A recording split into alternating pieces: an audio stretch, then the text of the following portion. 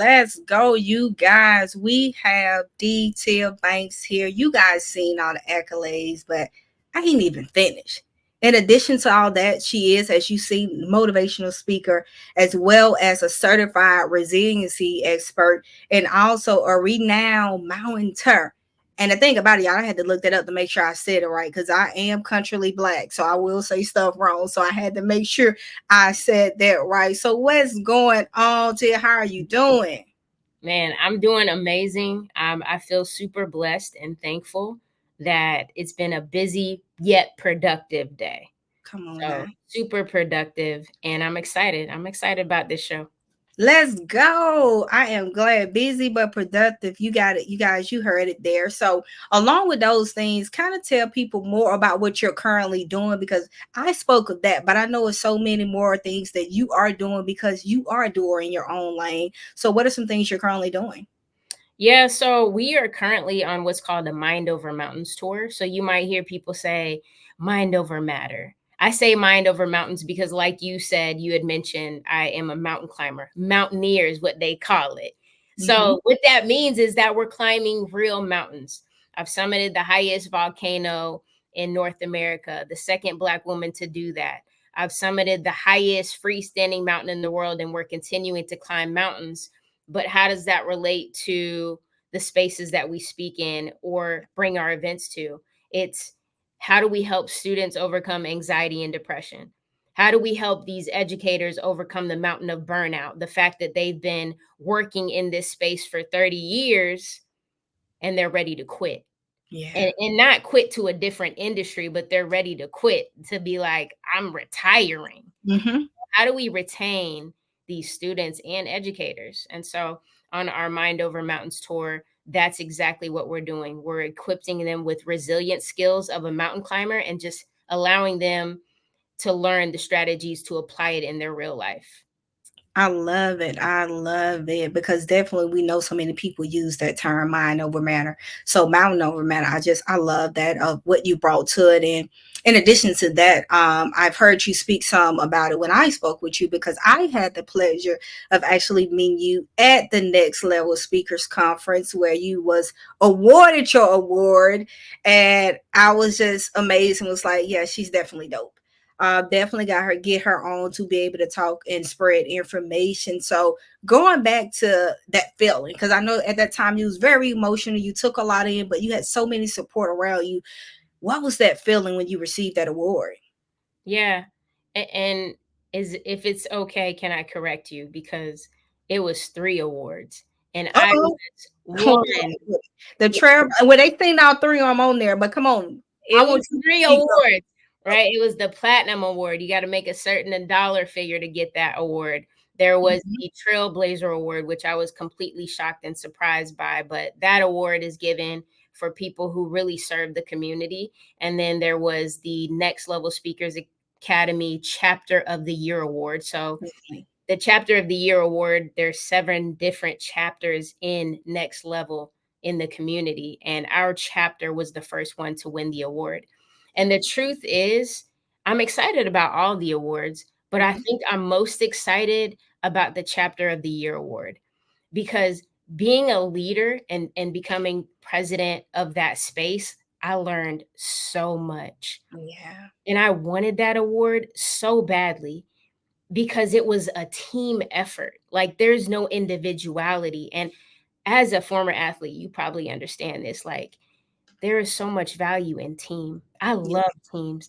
I need community. I need to feel like I'm a part of something and to be recognized and awarded as the best in your space, not just by myself, like the executives, like Jada Steele, our secretary, Yeah. Derek Lamar, our vice president. Everybody was on board with Mhm. understanding the assignment. Like as soon as we found out there's going to be a word for this, we're going to get it, and it's Come not going to be a solo effort, it's going to be together. And so it felt wonderful, like yeah.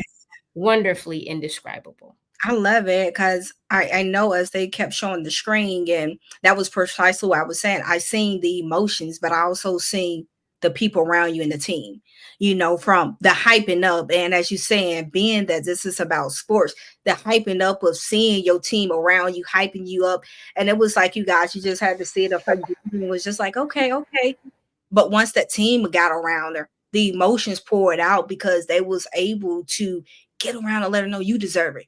This is what we've been working for, and we're doing this not for ourselves, but you guys are touching so many other people that are aspiring to do so many amazing things as speakers and within their community. So I just love that being able to see the transition of emotionals within on it. So that was just amazing, and it just shows more of when you're speech who you are as a person and the things that you're striving to do and to accomplish that. So yes, thank you for providing that information. And with that being said, what led you to start speaking and getting in that arena?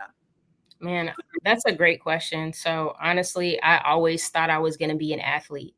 Like from the time that I was 10 years old and able to do push-ups, I'm like, I'm either going to be in the WNBA or Come I'm on. going to be a bodybuilder because I had muscles when I was a kid. I don't know where the muscles came from. But I said I was going to be an athlete. Went to played NCAA college basketball. Went and played basketball in France and Spain. When I came back from overseas, I was like, I'm gonna do semi-pro basketball. And then one of my teammates was like, Tia, would you want to play flag football? And I had never played flag football in my life. But I'm like, I'm an athlete. I want to be an athlete. Hey, right. In me. If you tell me to run and there's a ball involved, I can catch it. I can shoot. You just tell me what needs to Let's happen. go. I can do it.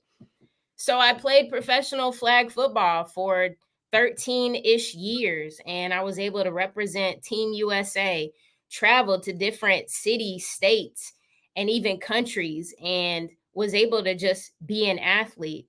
But I suffered an injury that it was a grade 5 cartilage tear in my right knee back in 2020. And this was at a time where I was invited to be on Team USA to travel the world in different countries to represent the US, and about to be on a team where we were about to make the most money I'd ever made playing flag football. And it was a tournament right before the tournament where I would ship off to play overseas. And it was in the last quarter of the game where I heard a loud pop in my knee. And that pop turned out to be a grade 5 cartilage tear in my right knee. And it took me out. I wasn't able to play the sport that I loved. I wasn't able to be an athlete. And so during this time, I mean, I had a regular job, but it was just a job. So in this time, I fell into a deep hole. And many athletes can relate to this Right. because we tie our identity to sports. Mm-hmm. If my dad says, Tia, you're an athlete, my mom tells me I'm an athlete, like we're conditioned based on what people, the labels people put on us. And then we're conditioned based on our belief system. And so I started to believe that's the only thing that I could be. Mm-hmm. So in my depression, I realized that there has to be a better place than here. And I have to be more than just an athlete because let's be honest, Tia, you're going to get older.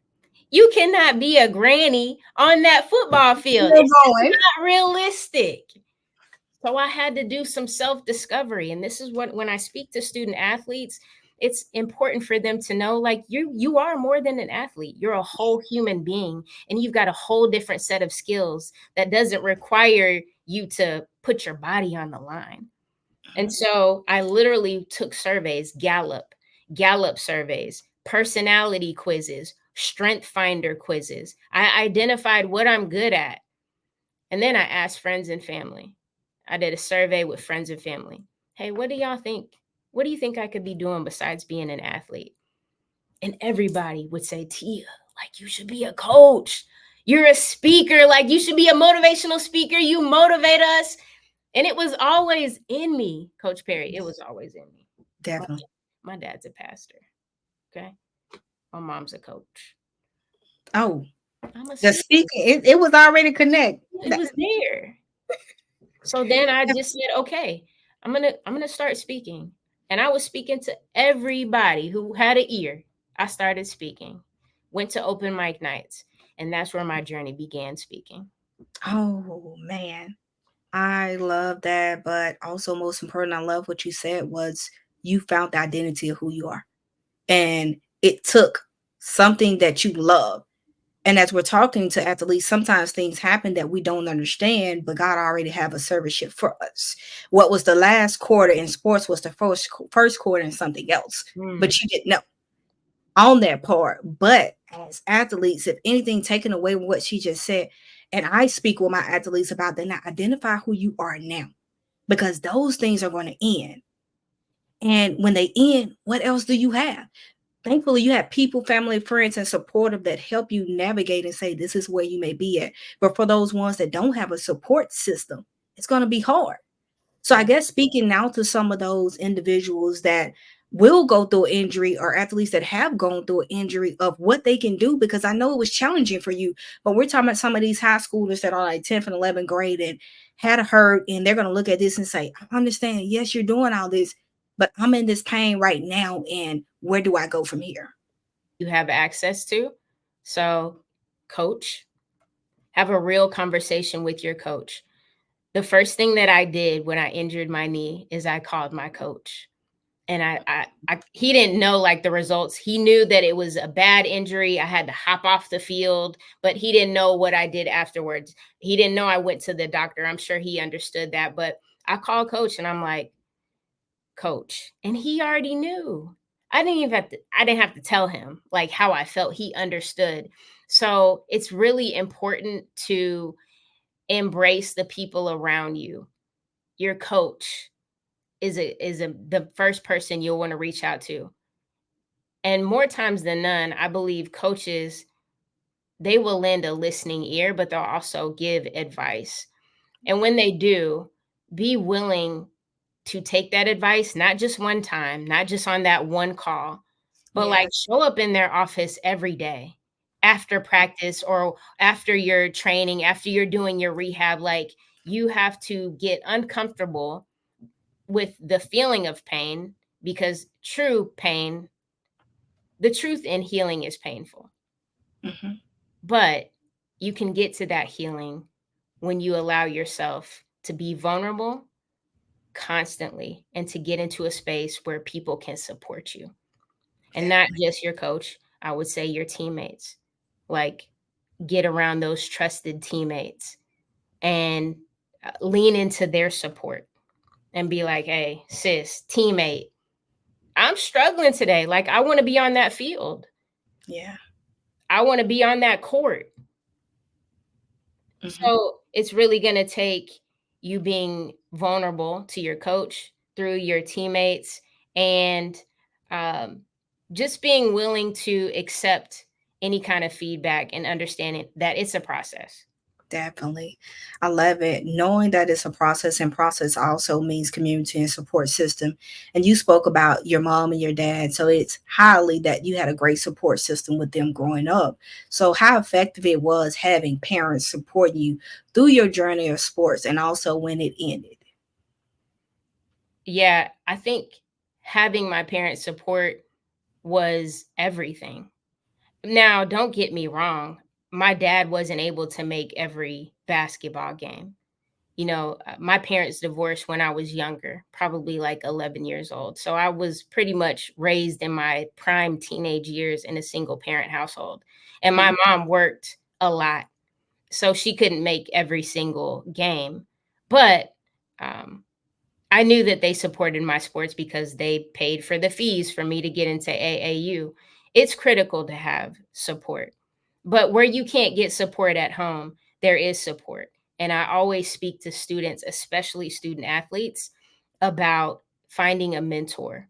Yeah. So not only I'm a board leader for Big Brother Big Sisters. It's a mentoring nonprofit organization.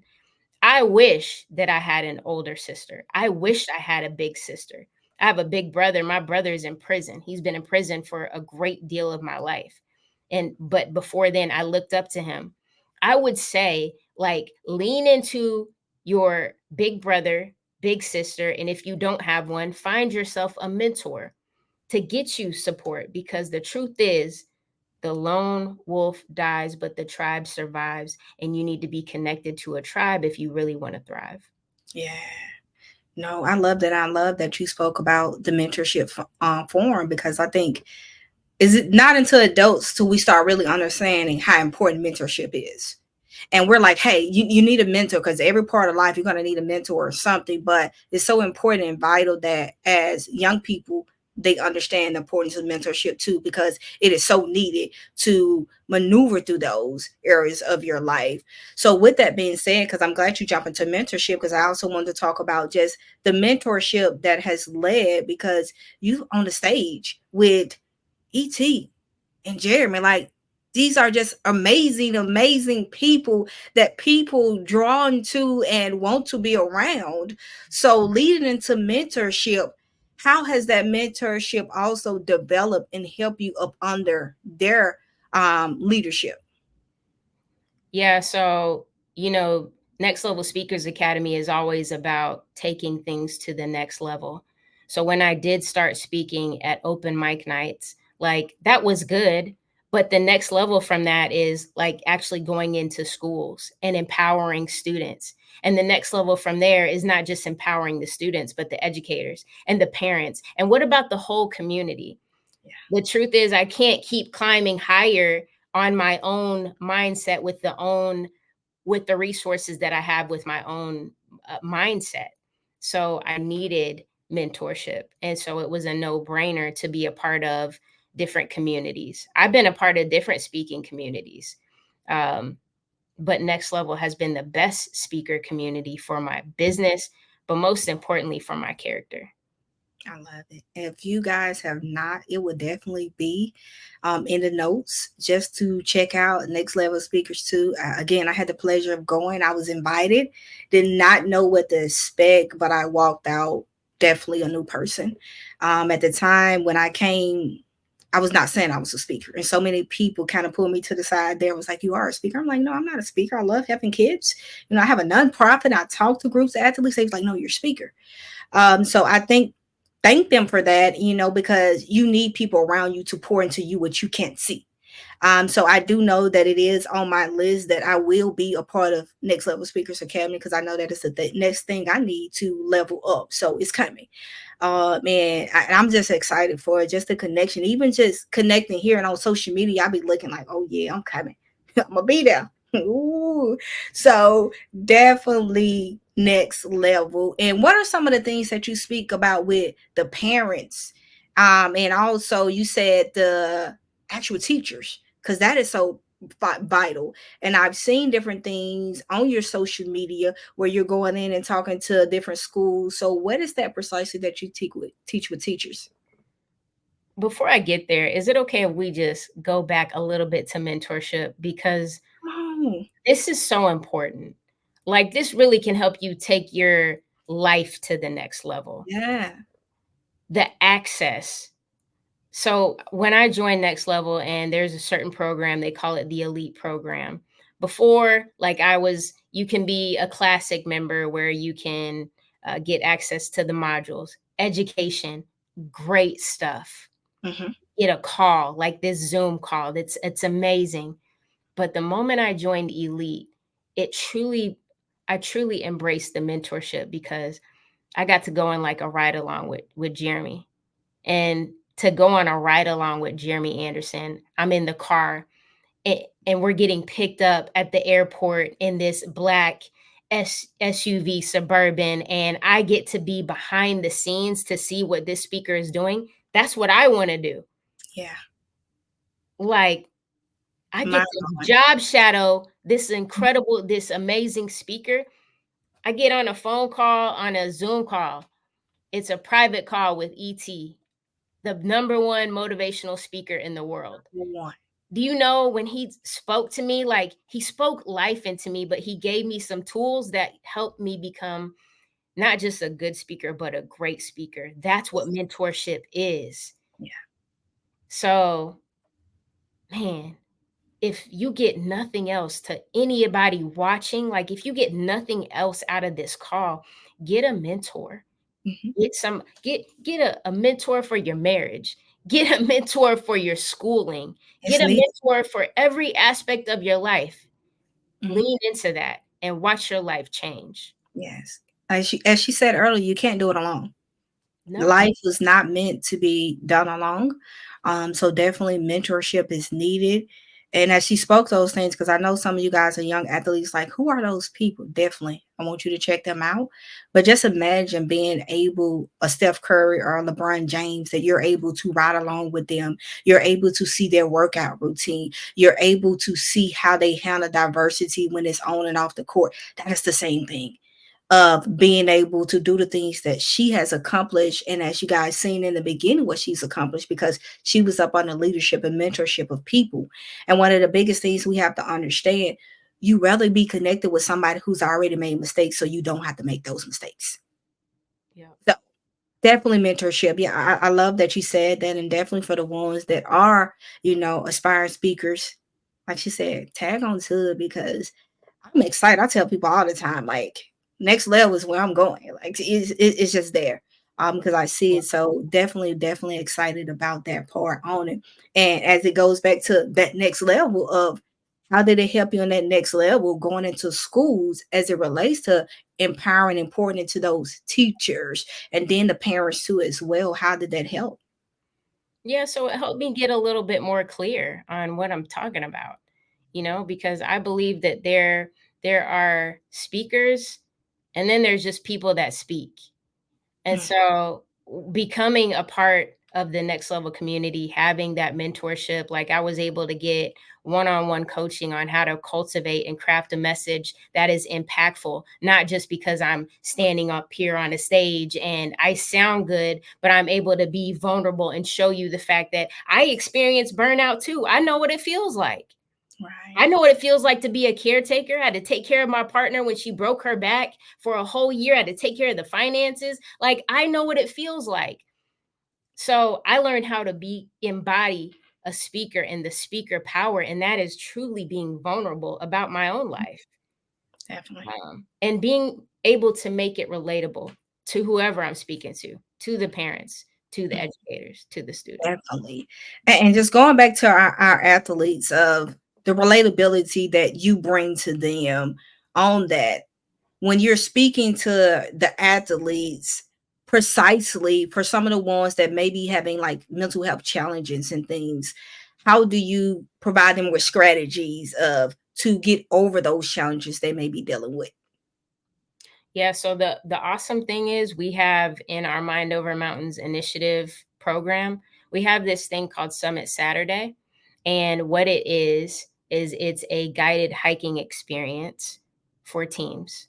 And when we get them out in nature, it offers them a holistic approach Yeah. to have coping skills and embrace coping skills.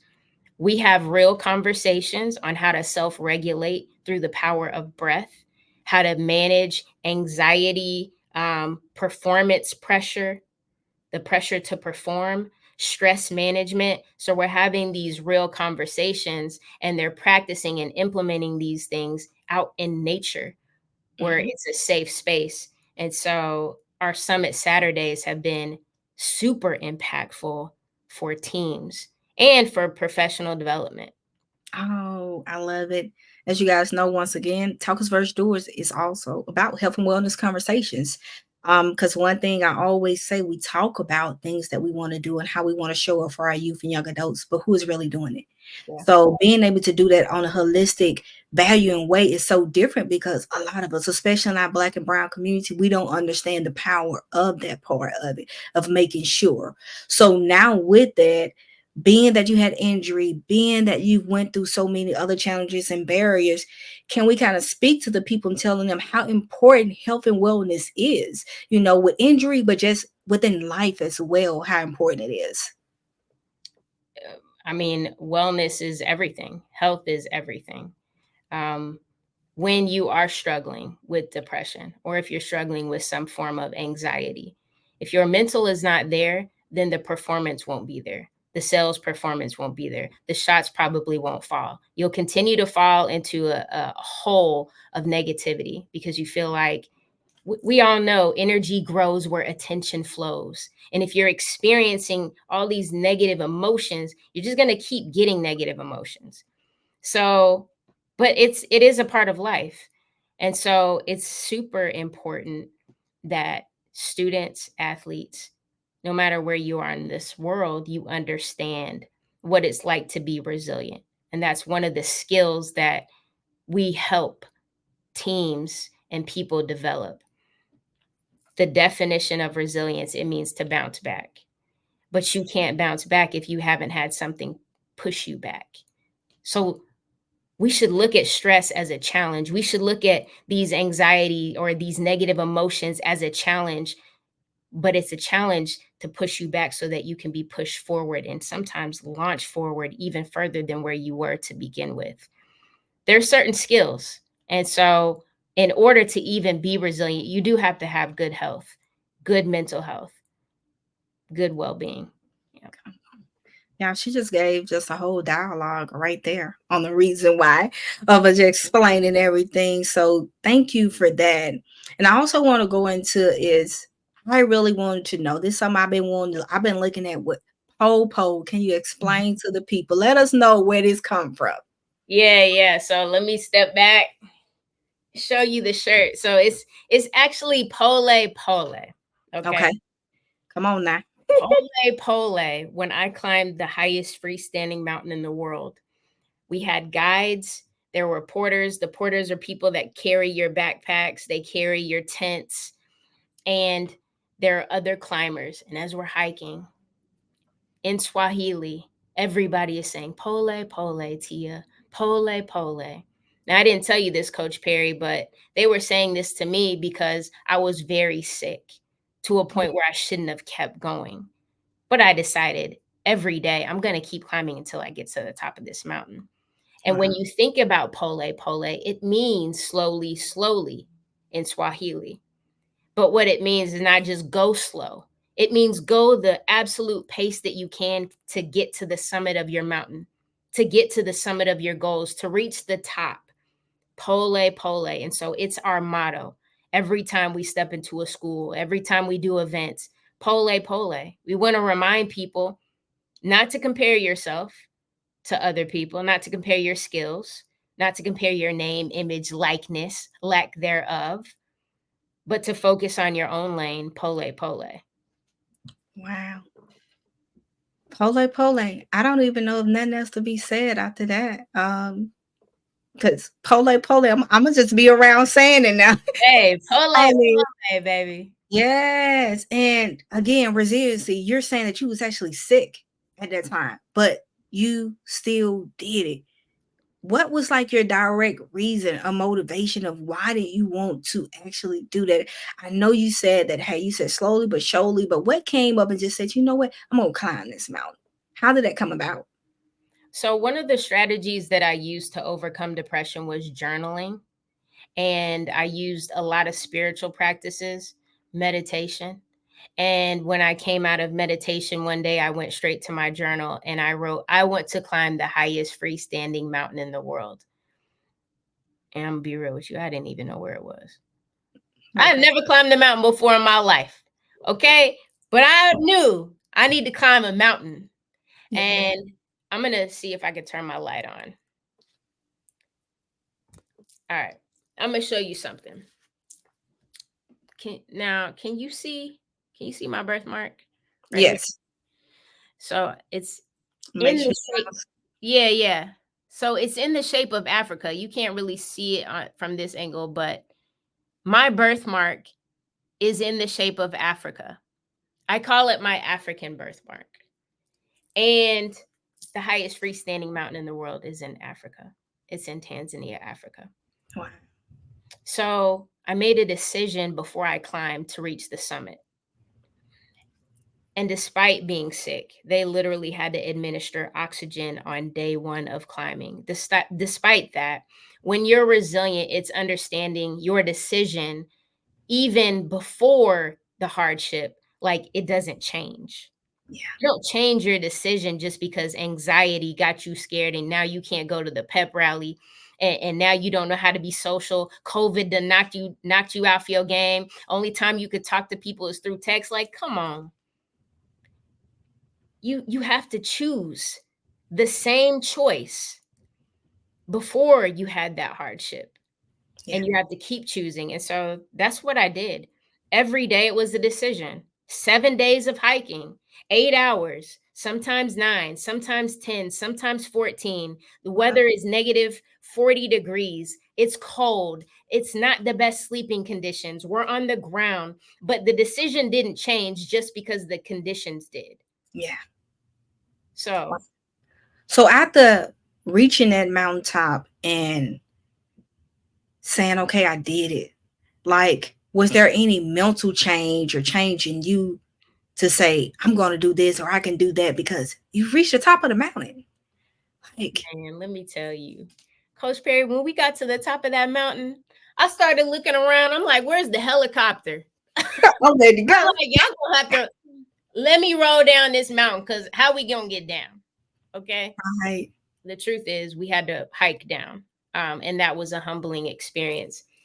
But afterwards, somebody asked me immediately after, and I'm coughing. I'm like barely breathing. I got this upper respiratory infection. And they say, Tia, would you climb again? And my answer was no. And with the HELL. No. No. But after I had some time to reflect, like, I had never been challenged in that way, mentally, physically, spiritually, emotionally, in my entire life. And it made me stronger. And I crave that feeling to know that you do something that some people only dream about. Some people will say no at the thought. I did that. I'm going to keep going. I'm going to keep climbing. The truth is, life is a mountain. We always experience hardships. We just don't know when it's going to hit. And so there's a saying that says the top of one mountain is just the bottom of another. And that's why I keep climbing, just to stay resilient, just to keep that endurance muscle, that mental mindset strong. Right. I love it. Man, I hope y'all took this in. Because I'm still just thinking about what you said. You made a decision before you even climbed. Like, you have to make the decision first. Put it in your head, and then you implement and you execute by making that decision. And you say, and you did it. And I'm truly knowing, like, just hearing you speak and your emotions, I know it's just done something. Because me, just when I was winning championships on my AAU team, I'm walking around like, oh, you can't tell us nothing. We the ish. Like, so to have that feeling that you can always draw back, that you made a decision and you did it, like you said, something that nobody has done on it, it's just remarkable to be able to hear that part of it. And so now just telling people, what are some things that you got coming up or what you plan on doing? I know you're doing amazing, like you said, with your group, but there's some other things you got coming up. Yeah, so we're still on the Mind Over Mountains tour. We kick it back off in August. We're going to be at a school near you in Tennessee. We're traveling the country, and we've got some major climbs coming up. So I'll be climbing Mount Gilwey, which is the highest volcano in Australia. And with that, there will I thought you said you weren't climbing no more damn mountains. no, we keep climbing. We're Come climbing on, 7 you going volcanoes. to the volcano. Yeah, the highest volcanoes on every continent is the goal. And so far, by the end of this year, we'll have done 3. And the goal is to do all 7 continents. So, and then with that comes more speaking. So we'll be speaking in international spaces. So, yeah, you can find us on more podcasts Most and just at a school near you. We're doing professional developments, educational conferences, and again, our Summit Saturday initiative. And the goal is to just really empower the community with skills to be resilient. I love it. And now you have me going back though. So do you train to climb? Oh yeah. I'm training right now. Matter of fact, when we get off this call, I got to train. Wow. So how in depth? How many hours do you train? Like the work you put in? So because this, I would say I spend maybe like an hour a day this time of year, right? So my climb isn't until November. So we still got several months before it's time to climb, and we'll amp up the training. But there will be a period where I'm going to wake up at 4 in the morning and train for about 4 hours. But that's as the dates get closer. So But so what does the training look like? Is it just working out? Is it strength? Are you climbing? How does that look? that's a good question. Because we're at sea level, you can only get so much elevation. So we do, like I say, keep saying we, because it's not always just me. Like I have people that exercise with me and climb with me. We'll do a lot of stadium stairs, up and down, just up and down. Getting the legs. We'll do a lot of cycling because it's a lot of lower body that's required when it comes to climbing mountains. So we'll do a lot of spinning, cycling, long distance runs. So this month, I'm focused on 60 miles in 30 days, which is only 2 miles a day, but I'm on track to well exceed that. Yeah. So it's running, cycling, a lot of stadium stairs, and just working your endurance and your cardiovascular system. Wow. You guys, it shouldn't be nobody else complaining about what we can't do and what you what you won't do. Like I'm inspired. I'm excited and inspired to go to the gym now. I'm not gonna tell no story because I'm not, but I'm excited though. You got me excited. I'm like, I'm getting in there. I've been saying that anyway. I gotta get back right. I started a little bit, but if you doing all that in speaking, Hey, let me get myself right because I'm getting the next level speakers. I can't be on stage with no Smeedy shirt and she over here looking. okay. Hey, you're a Oh, doer. We're in the Doers Club, so come on, most let me definitely. know when you're ready to climb one of these mountains. Where are you located again? I'm in Alabama though, Are but you I close to travel. Atlanta? Oh, you in Atlanta? Are you close to Atlanta? Oh yeah, I'm only like an hour and a half to 2 hours from Atlanta. All right, I might have something for you. I might Oh have. Lord, let me get rid of that. I don't even got asthma, but I'm gonna get an asthma pump.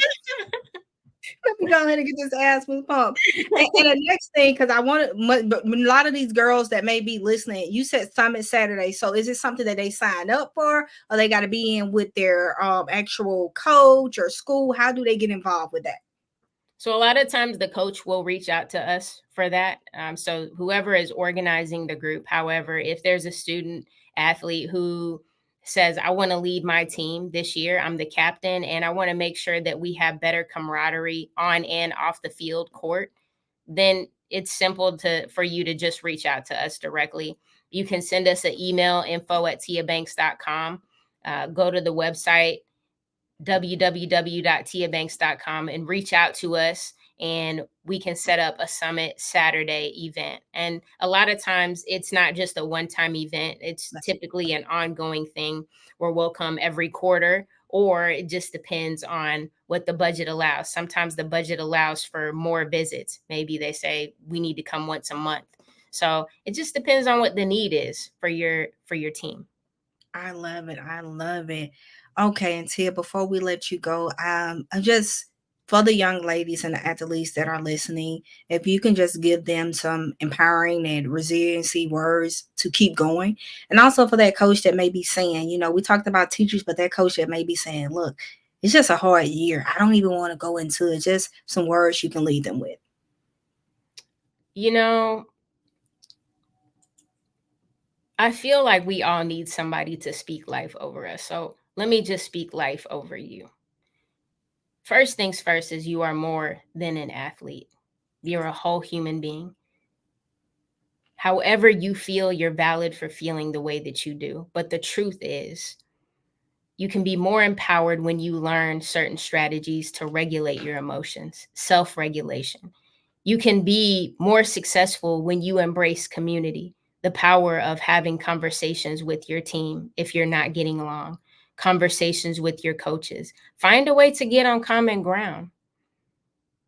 And most importantly, I think it's really important for you to know and understand that there's no other entity like you. So, whatever room you step in, classroom, whatever field you step on, whatever court you show up on, bringing your whole self, your best, your most optimal self, there's nothing better for you, your team, other than for you to do that. So always show up with you, and yeah, stay resilient. Keep Yeah, climbing. go keep climbing. Thank you so much. Thank you so much for coming in and dropping this information. Definitely know it's well needed for so many youth as well as parents and coaches. I hope you guys got some great information because I definitely did and we'll be taking notes. Also, everything will be in the show notes. So we will have how you can get in contact with her and everything. And definitely I want you guys, in the comments, drop some inspiring words. If you want to climb too, put it in the comments. I'll make sure she can connect with you. So we want to make sure that, but as always, y'all know what it is. It's your girl, Coach Perry. Don't just talk about change, be a doer of change. Why? Because you deserve it. Let's grow, you guys.